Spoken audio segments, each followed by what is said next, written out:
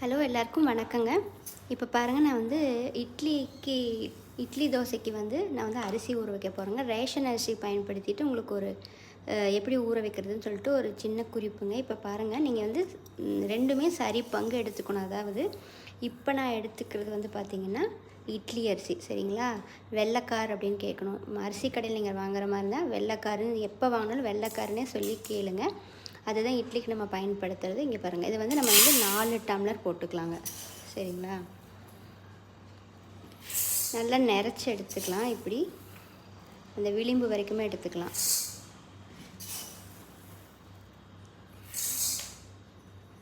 இப்போ வந்து இது 4 ஆச்சுங்க. இப்போ இது வந்து ரேஷன் அரிசிங்க. இது ஒரு 4 டம்ளர் சேர்த்துக்கலாம்.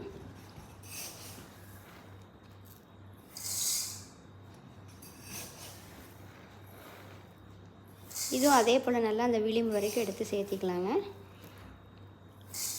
4ங்க. இப்போ பார்த்தீங்கன்னா இதில் வந்து 8 டம்ளர் அரிசி இருக்குங்க. நீங்கள் வந்து ஒவ்வொருத்தவங்க வந்து ரேஷன் அரிசி வந்து பயன்படுத்த மாட்டாங்க. இது நல்லா இல்லை அப்படின்னு. நல்லா இருக்குங்க அரிசி வந்துட்டு.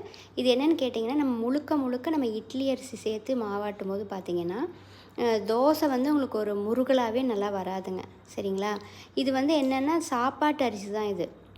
இது வந்து ரேஷன் கடையில் இது வந்து நம்ம ஒருத்தவங்க வந்து நல்லா அலசி ஊற வச்சுட்டு அப்புறம் நல்லா இதை வந்து இப்போ சாதம் பண்ணியே சாப்பிட்றாங்க. அதாவது ஒயிட் ரைஸ்க்கே செஞ்சு சாப்பிட்றாங்கங்க.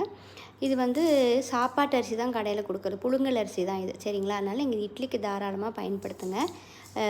சரி பங்கு போட்டுக்கணும். அது 2னா இது 2, அது 4 டம்ளரு, அது டம்ளர், மொத்தம் இதில் 8 டம்ளர் இருக்குங்க. அதுக்கு நீங்கள் எந்த டம்ளரில் நம்ம வந்து அரிசி அளக்கிறோமோ அதே டம்ளரில் தான் நம்ம வந்து உளுந்து அளக்கணுங்க. அது வந்து 2 டம்ளர். அதாவது கணக்கு என்னென்னு பார்த்தீங்கன்னா 4 டம்ளர் அரிசிக்கு 2 டம்ளர் வெள்ளை உளுந்துங்க. நீங்கள் கருப்பு உளுந்து ஒருத்தங்க எடுத்து செய்வாங்க, அது தோலெல்லாம் இது பண்ணிகிட்ருக்கணும்.